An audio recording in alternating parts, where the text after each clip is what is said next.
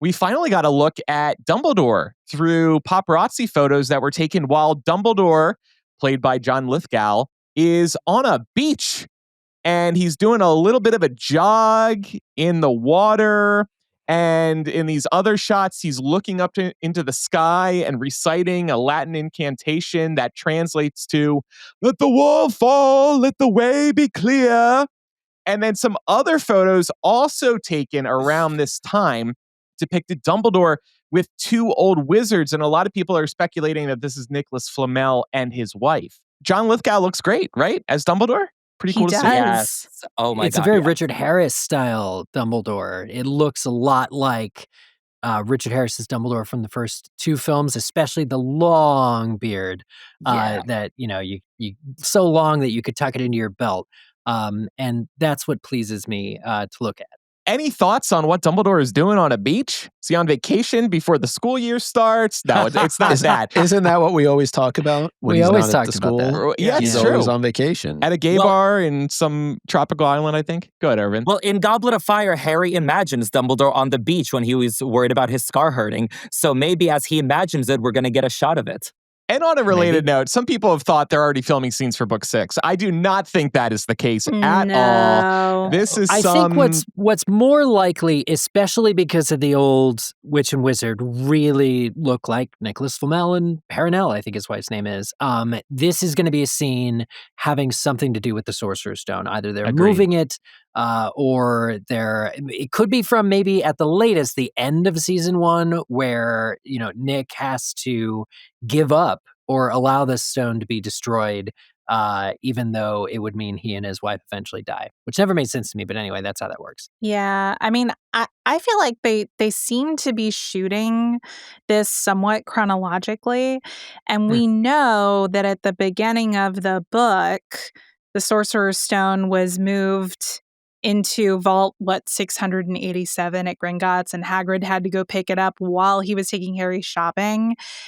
Don't the Flamels live in France? Like, it makes me wonder if Dumbledore goes to France to retrieve the stone at the beginning of series 1, and we actually get to see that. It's not something we got to see in the book. We just learn about it. It was an off-screen moment. So I'm really excited. Yeah, we're getting stuff that, like, to your point, was off screen, off page. So this is another example of them world building and giving us more than what was even in the books, which is a very pleasant surprise. Yeah, we heard a conversation happen, but you just don't know what that entailed, and getting to see Dumbledore's relationship with this old friend of his who, he probably met Nicolas Flamel when Nicolas Flamel was like 580 something, but and Dumbledore was just a wee lad. But now they're old men together, and they have this camaraderie. Dumbledore's work on alchemy is what made him gets a mention on the Chocolate Frog that Harry reads on the train to Hogwarts. And, getting to look into that relationship a little further is an exciting kind of preview. Also, Nicolas Flamel, can I say, based on the pictures, does not appear to be super frail, moving real slow like he was in the Fantastic Beasts film. This looks like a Nicolas Flamel. Yeah. This looks like a Nicolas Flamel who has at least maintained some level of energy, could probably do a few somersaults in the sand. Irvin, I think you were kind of leaning towards the idea that this is around the move to Gringotts, but you also have a suggestion about what the inciting event for that is, right? So I'm wondering if, like, they're going to make it more of a cat and mouse thing with, like, Quirrell or, let's be honest, a shadowy figure we don't know trying to steal the stone. So sort of like Dumbledore is like chilling with the Flamels on a beach, and suddenly you see someone trying to get to the stone.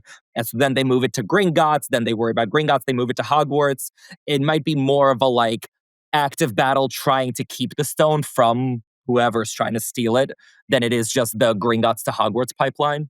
And then setting up the need to destroy it by the end of the season 1. That. So, yeah, that does make sense. Yeah, I don't know when chronologically they'd show that.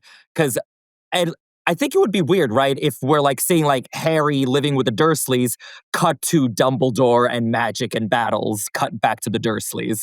Yeah. I was so thrown by the beach. I was like, is he helping Hagrid get to Harry on the hut on the rock? Like with he's doing magic? Is he like lifting Hagrid in the air?